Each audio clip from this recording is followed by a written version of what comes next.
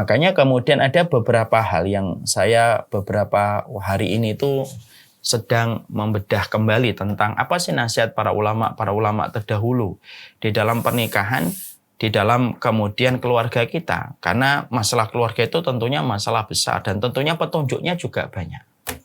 Maka inilah yang kemudian kita ingin bahas. Ada beberapa nasihat yang kita layak untuk kita jadikan renungan bareng-bareng, renungan bersama tentang bagaimana hubungan kita dan bagaimana konsep di dalam keluarga yang diatur dan disampaikan petunjuknya oleh orang-orang para ahlul ilmi terdahulu.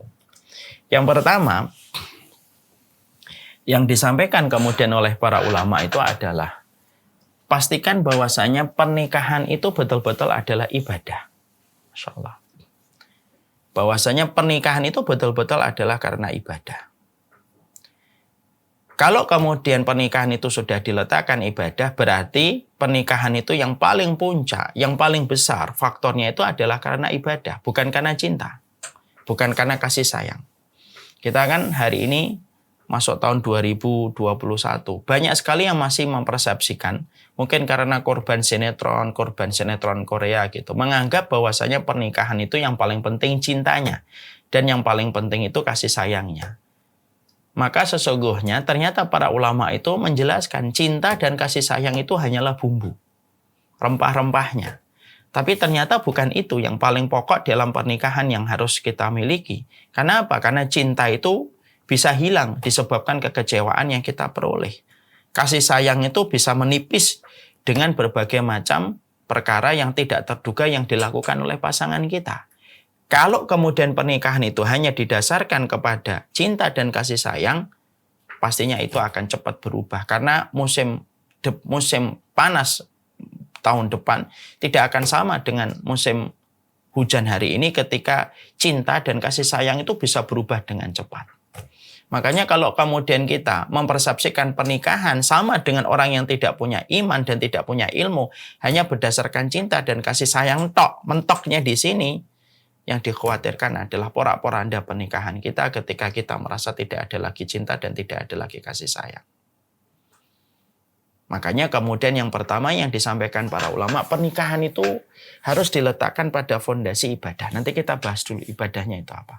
Tapi kembali kita di sini bahwasanya kita harus mengevaluasi bukan cinta dan bukan kasih sayang. Makanya saya sempat kaget ketika saya pernah membaca penelitian. Negara yang paling banyak tingkat perceraiannya itu adalah negara yang paling banyak mengucapkan kata cinta. Ini lepas pro dan kontra ya. Kenapa? Karena kemudian hanya difahami cinta tok, tapi tidak ada faktor yang lain untuk menguatkan cinta itu. Padahal cinta itu kan butuh dikuatkan. Kasih sayang itu kan butuh ditebalkan. Makanya banyak orang, pemain-pemain sinetron, ketika dia main sinetron bisa begitu harmonis betul. Sampai membuat orang itu menangis gitu melihat alur ceritanya dan peran yang mereka bawakan. Tapi sekalinya dalam real kehidupan ternyata mereka tidak bertahan lama. Karena ternyata disitulah kita harus memahami betul. Pernikahan itu pertama kali fondasinya yang dikatakan oleh para ulama, teguran untuk saya, teguran untuk semuanya. Pastikan bahwasanya pernikahan yang kamu selenggarakan itu adalah karena Allah. Dan itu ibadah. Makanya ketika sudah menyebut kata ibadah, pernikahan itu ibadah, berarti ada 3 konsekuensinya. 1, berarti pernikahan itu betul-betul harus diniatkan karena Allah. Walaupun ini tampaknya normatif, tapi ini ternyata cukup penting. Dan kita harus merenungkan betul bahwasanya pernikahan kita ini cinta atau merayakan, pernikahan ini karena Allah atau cuma merayakan cinta yang kita rasakan begitu besar pada saat kita itu ingin menikahi dan ingin dinikahi olehnya. Karena kalau hanya merayakan perayaan cinta, itu bisa berkurang dan bisa hilang dalam sekejap dengan berbagai macam kekecewaan yang pasti kita akan temukan di dalam kita berumah tangga. Kenapa? Laki-laki itu panjang logikanya, pendek perasaannya. Perempuan itu panjang perasaannya, pendek logikanya. Dan gesekan itu pasti ada. Kenapa? Fitrahnya memang dijadikan antara laki-laki dan perempuan itu tidak sama. Pupilnya mata laki-laki beda dengan pupilnya perempuan. Perempuan itu melebar, laki-laki memanjang. Dari cara itu aja sudah berbeda. Makanya kemudian akhirnya para ulama itu mengatakan pernikahan itu ibadah. Berarti ibadah itu apa? Harus diniatkan karena Allah. Makanya kalau sudah betul-betul kita memahami betul bahwasanya pernikahan itu adalah karena Allah, dan itu betul-betul kita hadirkan dalam setiap refleksi, dalam setiap perenungan kita gitu. Bersama dengan istri kita, bersama suami kita, sekali-kali kita duduk bareng, berpegangan tangan dan saling bertanya, kita ini pernikahannya karena Allah enggak sih? Maka kalau sudah disertakan Allah dalam setiap langkah komitmen seorang laki-laki dan perempuan dalam sebuah malige pernikahan, ada sebuah kata-kata yang bagus. Kalau Allah sudah kamu sertakan, kalau cintamu turun, Allah yang menaikkan. Kalau kasih sayang yang menipis, Allah yang menebalkan. Karena itu kemudian itu hanya bisa dilakukan kalau kita menyertakan Allah. Siapa yang menggenggam hati istri kita? Kadang-kadang kan banyak laki-laki yang merasa bahwasanya dialah yang menggenggam hati istrinya. Ketika dia nikahin, diatur pokoknya kamu istri saya, berarti hatimu saya menguasai. Tidak bisa. Yang menguasai hati istri kita Allah. Sebagaimana yang menguasai hati suami kita adalah Allah. Ya kan? Berapa banyak istri pagi hari masih senyum, siang hari dia sudah ngambek, berat karena sesuatu. Dan bisa jadi juga sama laki-laki malamnya masih baik-baik aja, paginya ternyata dia sudah terjatuh dalam dosa besar gitu hatinya ketika sampai melakukan sesuatu yang dibenci oleh Allah. Kan sering kejadian kayak gitu. Disitulah kita mengambil sebuah pelajaran, berarti pernikahan itu harus disandarkan kepada Allah. Betul itu. Dan ini memang tampaknya normatif karena selalu para ustadz menyampaikan kayak gitu. Tapi ternyata ini betul harus kita hadirkan dalam setiap landasan pernikahan kita. Pernikahan itu betul-betul karena Allah, bukan karena cinta. Kalau pandangan orang yang tidak beriman, tidak paham ilmu karena cinta, kita maklum lah. Memang sebatas itu preferensi yang dia miliki. Tapi bagi kita yang sudah menjadi penuntut ilmu, kita sudah menjadi muslim, mukmin yang kenal dengan Allah, ini harus dikaitkan dengan akhirat, harus yakin gitu. Bahwasanya pernikahan ini karena Allah. Kan kita disebut oleh Allah mukmin. Mukmin itu kalau bahasa kita itu ya orang yang yakin, believers, orang yang yakin betul gitu. Bahwasanya pernikahan ini karena Allah. Makanya inilah yang menjadi salah satu di antara hal yang mengagumkan dari pernikahan orang tua kita dulu, kakek nenek kita gitu. Kenapa pernikahan mereka lama padahal nggak pernah pacaran gitu. Mereka sampai mampu bertahan gitu. Ternyata mereka simple. Ilmunya mereka dengan ilmunya kita itu mungkin banyakan kita hari ini. Kita akses mendapatkan ilmu itu luar biasa. Beda dengan kakek nenek kita yang akses mendapatkan ilmu pada saat itu terbatas banget. Tapi Masya Allah gitu loh. Kenapa mereka begitu luar biasa dalam pernikahan kita yang sering membuat cucu-cucunya kagum dengan pernikahan kakek dan neneknya? Karena ternyata mereka paham betul ketika mereka mengatakan nikah itu ibadah. Berarti mereka lakukan itu karena Allah.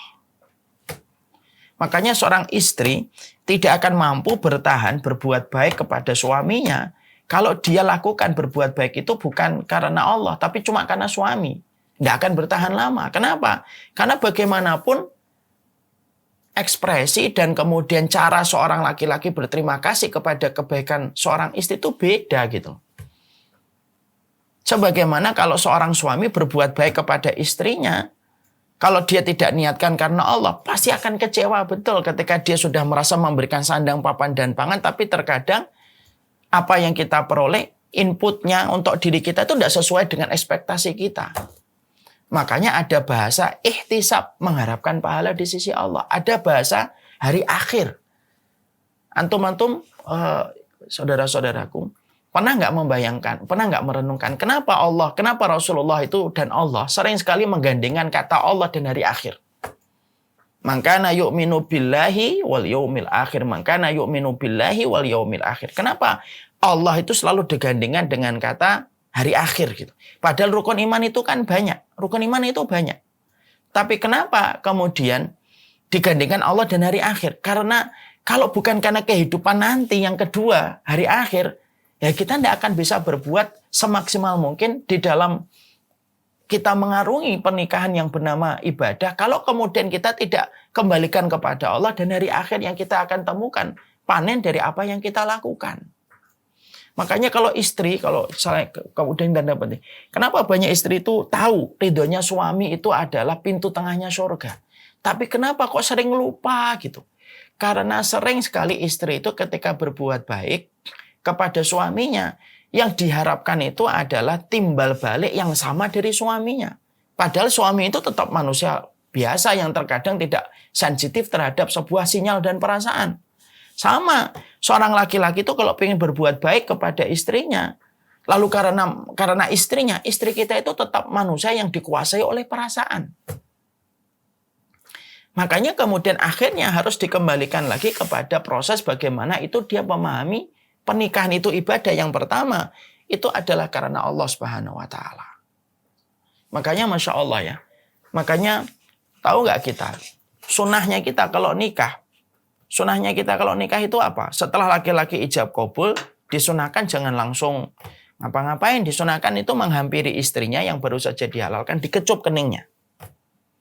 Lalu kita berdoa, Allahumma inni as'aluka khairaha wa khaira ma jabalta 'alaiha wa a'udzubika min syarriha wa syarri ma jabalta 'alaiha. Dikecup keningnya, dipegang kepalanya.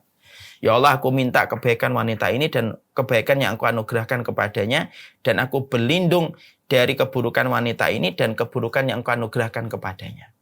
Kenapa dalam sunnah itu ada praktek sunnah ketika kita habis menikah untuk mencium keningnya istri dan berdoa dengan semacam itu? Maka filosofnya itu, hikmahnya itu apa? Itu ngajarin kepada kita. Kita ini tidak akan mungkin mampu untuk kemudian mengendalikan seorang wanita yang baru kita halalkan kecuali karena pertolongan Allah. Makanya ada doa. Lalu disunahkan kita setelah kita mencium kening istri kita, kita disunahkan pula untuk kemudian sholat sunat mutlak 2 rakaat. Kenapa ada sholat sunat mutlak 2 rakaat setelah kita nikah? Supaya menanamkan kepada kita sebuah perkara yang penting gitu. Tidak ada pandangan yang paling indah yang dilihat oleh seorang istri ketika baru saja dihalalkan oleh laki-laki yang telah membawa dunia dan akhiratnya ke pundak dia, kecuali pandangan istri itu yang paling indah yang melihat suaminya di atas sajadah, di atas perkara sholat. Dan tidak ada pandangan yang paling menyejukkan seorang laki-laki ketika dia sholat sunnah mutlak 2 rakaat bersama dengan istrinya yang baru saja dia halalkan, kecuali dia melihat, itulah makmum saya yang siap akan mengikuti saya dalam urusan dunia dan akhirat saya. Yaitu melihat Allah. Makanya sujud kan melihat Allah. Kita sholat itu kan melihat Allah. Ya, makanya kemudian bulan madu pertama itu ya bulan madu di atas sajadah. Bulan madu pertama itu ya bulan madu di atas sholat kita. Bulan madu pertama itu ya mata kita yang tertuju di tempat sujud. Kenapa ada ritual mencium kening, ada ritual sholat sunnah mutlak 2 rakaat untuk mengajarkan kepada kita bahwasanya pernikahan ini tuh harus betul-betul dibantu oleh Allah dengan berbagai macam ketaatan yang kita lakukan supaya pernikahan ini betul-betul menjadi qurrata ayun di masa mendatang. Karena yang menggenggam hati wanita yang kita halalkan Allah, yang menggenggam hati laki-laki yang menghalalkan kita adalah Allah. Dan itu Masya Allah ya, luar biasa ya nasihatnya para ulama itu. Dan inilah yang kemudian kita harus mengerti. Nah, tentunya kan kita paham betul ya, ikhwan-ikhwan, saudara-saudaraku ya.